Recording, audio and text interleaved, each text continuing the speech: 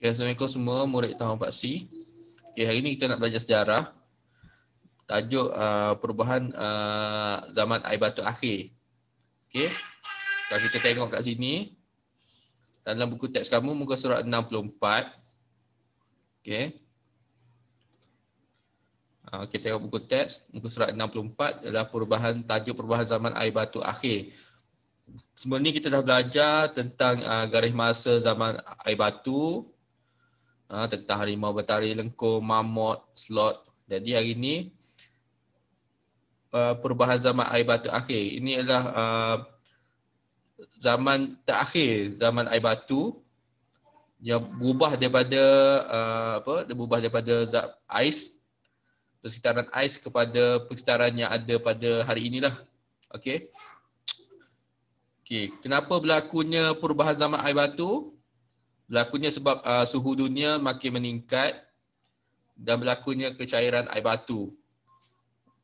Okey, kalau kita tengok gambar ni dalam muka surat 64 buku teks kamu. Okey, bila berlakunya peningkatan suhu, berlakunya juga perubahan pada bentuk muka bumi. Sebab apa berlaku perubahan pada bentuk muka bumi?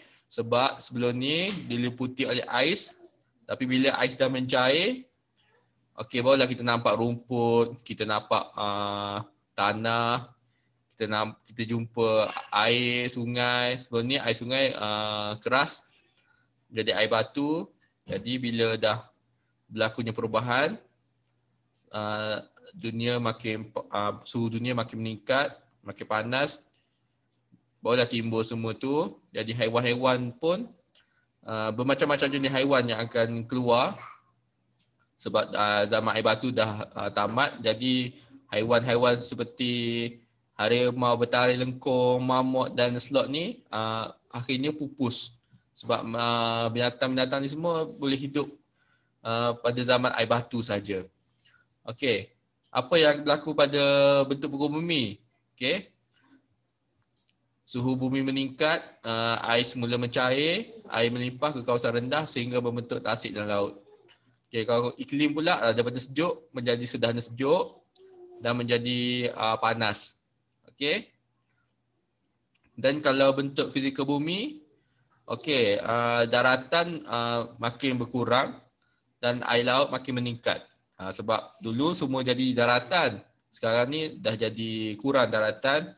Jadi ada air sungai, ada air laut meningkat. Jadi kawasan yang darat tu dah makin kurang lah. Okey. Okey, seterusnya kita tengok muka surat 65. Kesan. Apa yang berlaku kepada manusia, apa berlaku kepada haiwan, apa berlaku kepada fizikal bumi.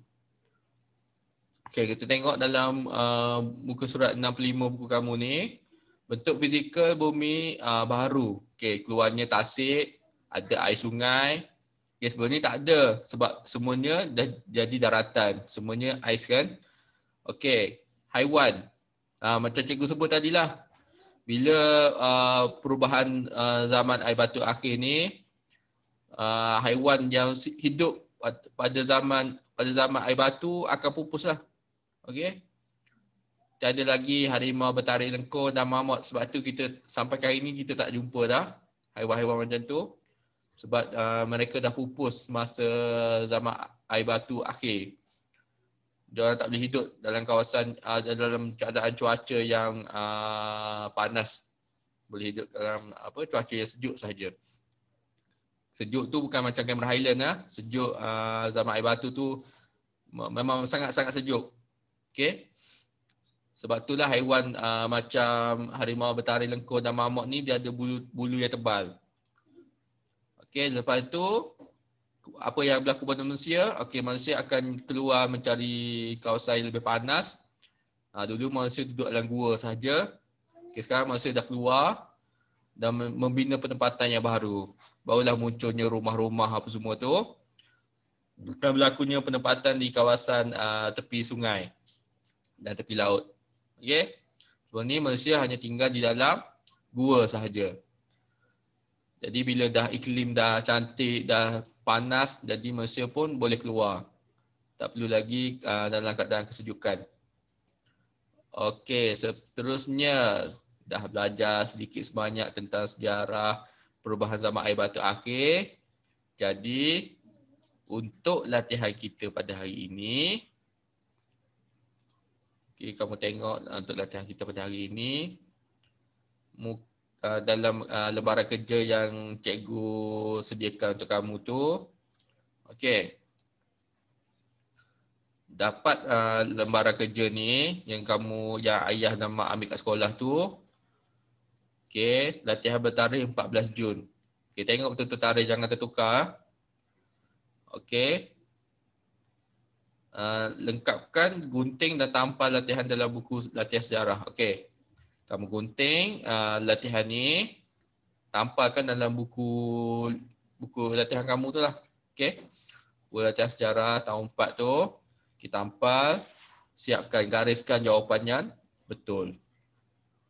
Okey, senang sahaja. Dekat sini pun dah tulis dah halaman buku TET untuk rujukan, halaman buku TET muka surat nombor 4 dan 65. Dah siap? Hantar kepada cikgu dalam grup WhatsApp. Okey? Itu sahaja latihan kita pada hari ini. Okey, sekian, terima kasih. Jumpa lagi pada kelas yang berikutnya. Okey, bye.